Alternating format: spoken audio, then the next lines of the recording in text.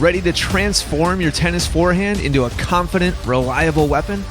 Let's dive right into your new 5-day training program that will make it a reality, but only if you follow along and put in the reps. Day 3 is focused on creating topspin, shape, and depth with your forehand so you can hit shots that are high percentage, confident, and effective.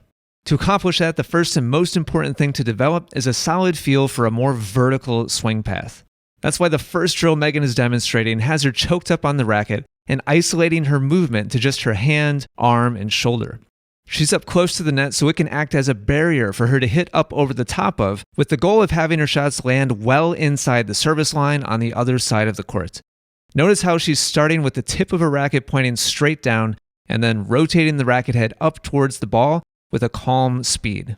This is a great exaggerated drill to help you feel what a heavy topspin swing path is like. The second drill progression has Megan back on the service line with her normal forehand grip position. She's starting with some shadow swings to practice incorporating that upward rotation of the racket head from drill 1 with a more full motion of her body.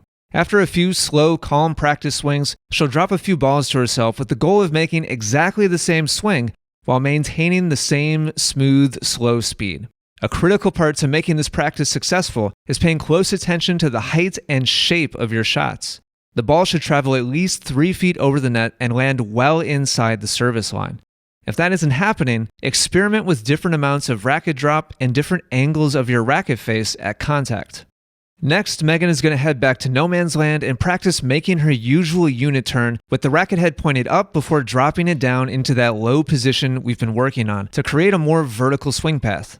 If you aren't sure how to execute a great unit turn, be sure to watch day 1 and day 2 of this training series. After a few slow shadow swings, she starts to drop a ball to herself while maintaining the same easy swing speed. And now her goal is to create a fully arced, curved shot that crosses the net by at least 4 feet and lands right around the service line. Training this swing path will give her the ability to swing at her forehand with full confidence without sacrificing consistency, which is the holy grail of ground strokes. Speaking of training, if you want to make the most out of your next practice session, make sure to download a copy of our free forehand worksheet so you can have a step-by-step guide to these drills on your phone or tablet. Simply click the link in the description or go to 5dayforehand.com. Alright, now on to drill 4, which has Megan all the way back at the baseline practicing some full confident shadow swings. Notice how she's now accelerating with more speed, which is going to be key to creating maximum topspin down the road, especially if she incorporates the drills we'll be working on in day 5 of this training series. Notice how when she drops the ball to hit, she does a great job maintaining that racket head speed, which gives her a lot of height and shape on her resulting shot. When you get to this part of the training, you're looking for 6 to 8 feet over the top of the net, with the ball landing well inside the baseline on the other side. That's probably more height than what you typically hit, but the whole point of this practice is to get you outside of your normal patterns and learn how to hit a confident, heavy ball.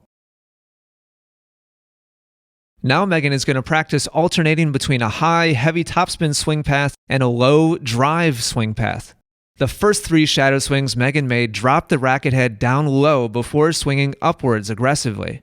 On the next 3, she didn't drop the racket head nearly as low, which made her swing towards contact much more level and direct. Rewind and watch again if you didn't catch it at first because the difference is critical. After alternating shadow swings a few times, she'll hit 4 balls at a time to train those 2 different swing paths into her forehand habits. The goal is to hit both styles of shot well past the service line, but with completely different amounts of spin and shape. You should also be striving to maintain confident racket head speed on all of these swings. The 6th drill Megan demonstrates is the only one that needs a partner, coach, or ball machine. She's now in a live rally with me down the middle of the court while she focuses on creating a steady pace and shape to her shots. To begin with, I highly recommend focusing on an ideal rally ball, which is at least 3 feet up over the net with plenty of spin to bring it back down well inside the baseline. Notice how Megan isn't slowing her swing down to maintain consistency. Instead, she's using the technical elements we worked on in today's practice to create the right amount of shape.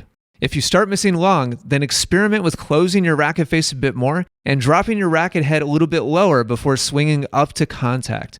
Whatever you do, don't slow down your swing. After going down the middle for a while, you can practice cross-court as well. Go ahead and click the videos to move forward or back in this 5-day training series. If the next day isn't available yet, be sure to subscribe and click the bell so you can catch it as soon as it goes live. Thanks for watching.